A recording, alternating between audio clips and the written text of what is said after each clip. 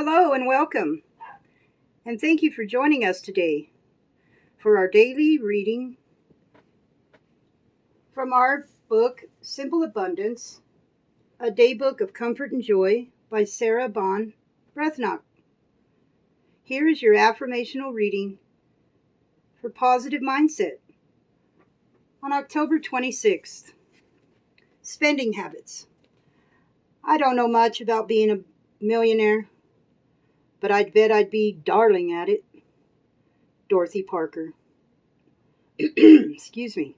Without a doubt, we'd all be darling millionaires. We know that money can't buy happiness, but we also know where to shop. The problems for many of us is that too often we act as if we're already millionaires,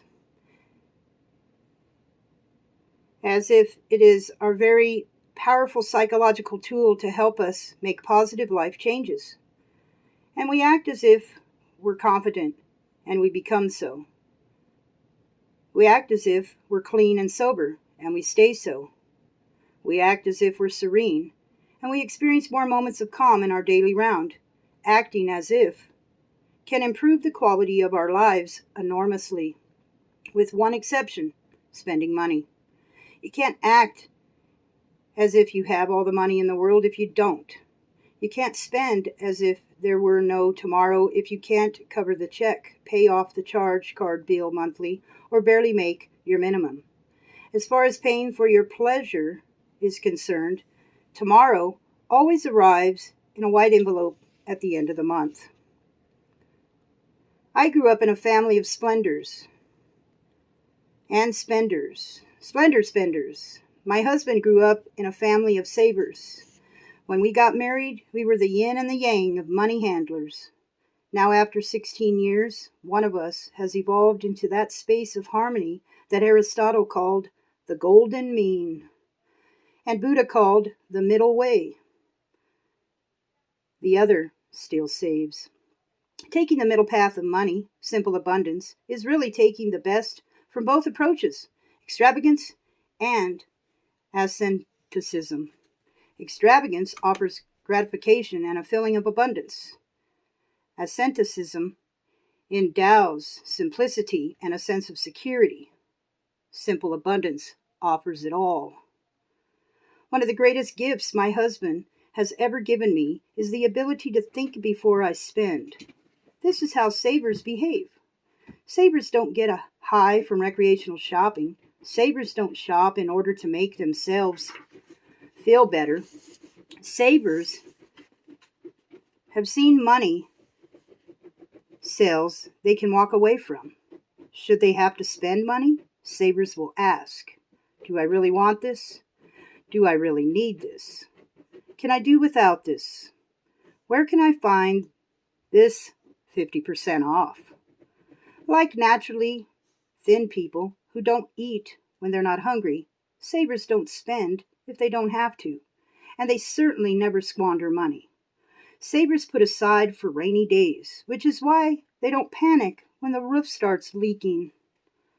An interestingly eye-opener is to discover how much money you've earned in your lifetime. Think back to every job and guesstimate you earned in your earnings.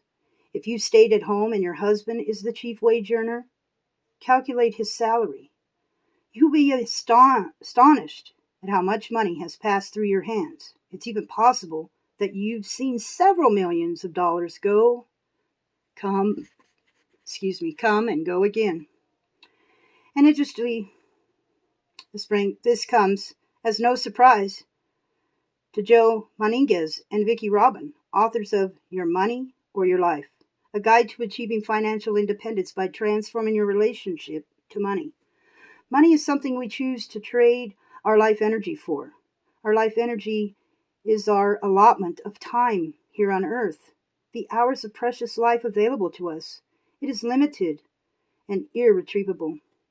Our choices about how we use to express the meaning and the purpose of our time here on earth. It's amazing how this enlightenment definition of money can alter the shopping experience. Is a $90 blouse really worth 6 hours of your life? This week, keep track of your every expenditure, be it large or small, routine or out one time only, for services rendered or for actual purchases, and whether they're made with cash, check, or credit. Carry a small notebook or index cards, one card for each day to track your spending and see where the money goes. At the end of the week, take a sheet of paper out, list your expenditures under these headings: necessities, comfort, wants, and indulgences, extravagances, and insanity. How much life energy did you spend? What was its worth?